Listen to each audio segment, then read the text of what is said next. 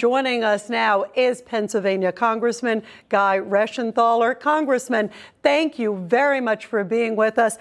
You are a U.S. Navy veteran. I know that you were over there in Iraq. You know what battle is like. What's your reaction so far? In the last few hours, we've heard from Vice President Kamala Harris basically saying it is a unified front. There will be swift, severe sanctions, is what she's saying. She's maintaining that. No U.S. troops in Ukraine.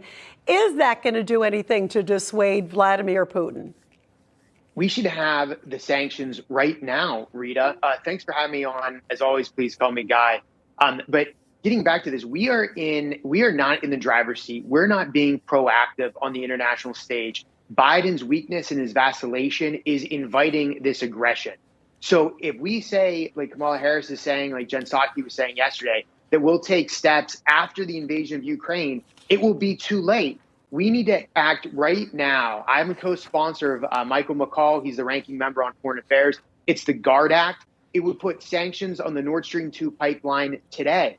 There's also another bill just targeted at Putin and also taking the Russians out of the SWIFT banking system, which would cripple their banking industry. We could do that. We could also put sanctions on Putin, his family, and the oligarchs that are closest to him to cause real economic pain to them immediately. And then when the Russians back off the border, when they stop shelling Ukraine, then we can lift the sanction. But I don't understand why we're saying if this happens, we'll then act. We should be acting right now. And this isn't just about Ukraine, Rita. This is about the entire international scene.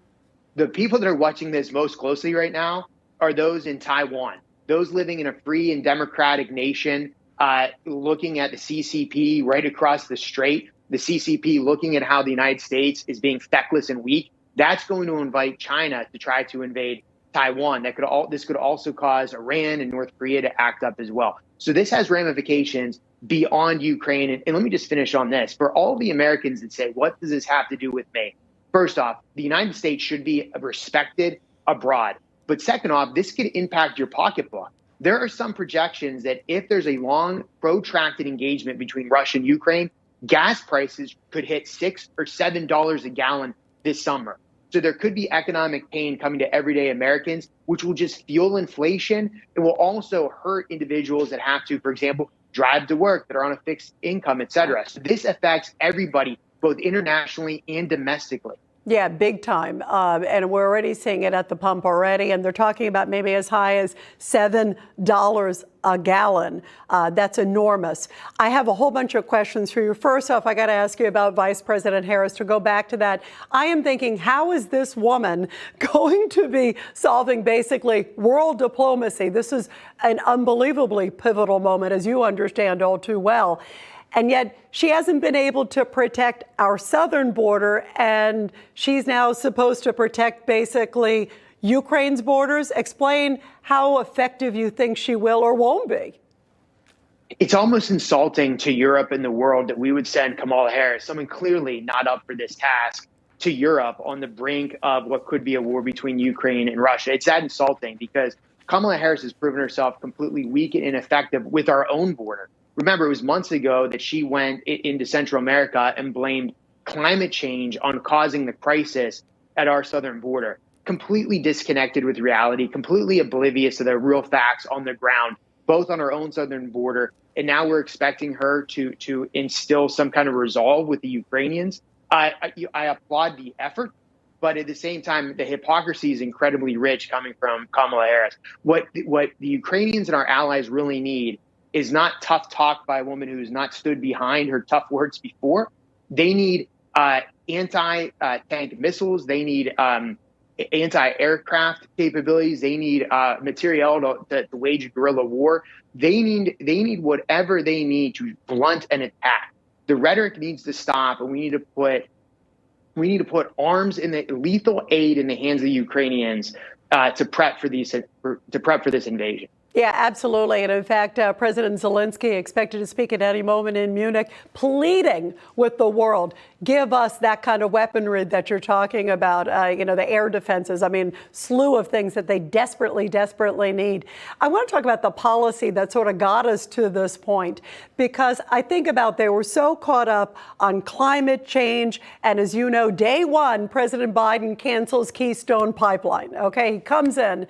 And now we're at the position where we were with energy independence under President Trump to where we're actually importing Russian oil. I mean, that's astounding. And you talked about Nord Stream. By the way, my father's Polish, so I know all too well, the whole issue with the Nord Stream pipeline and everything that's happening there. And the fact that he sort of allowed it to go forward, now putting the pause on it, so he claims.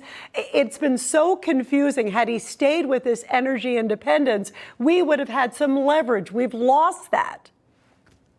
Yes. So energy independence for the United States isn't only good for American consumers, American industry, manufacturing, et cetera. It's very good for us on the international stage. Think about that. If we had not shut down the Keystone XL pipeline, had we not done massive fracking bans across the United States on federal land, we would be sending liquefied natural gas to Germany, to Poland, to our allies in Central Europe, and they would not be dependent on Russia for their natural gas.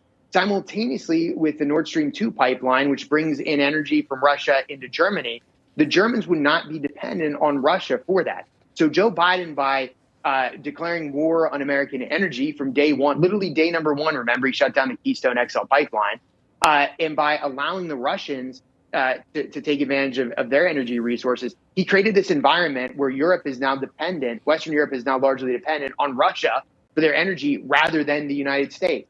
Also, his fecklessness in Afghanistan invited this as well, because Putin was watching, Iran was watching, the CCP was watching, when we basically ceded an entire country to the Taliban after we had 0 American fatalities for the 18 months preceding the disastrous withdrawal from Afghanistan.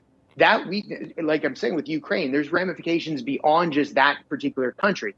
In Afghanistan, it's about the way we look and about the weakness, the vacuum that we leave, and that being filled by Russia, the Chinese Communist Party, et cetera. So Joe Biden created this mess. It's like he set your house on fire, yet he comes to the scene and saying, "Hey, I can get you a fire extinguisher. Thank me for that." It's a little bit rich coming from Biden, who again created the environment for which the Russians now feel they can move on Ukraine.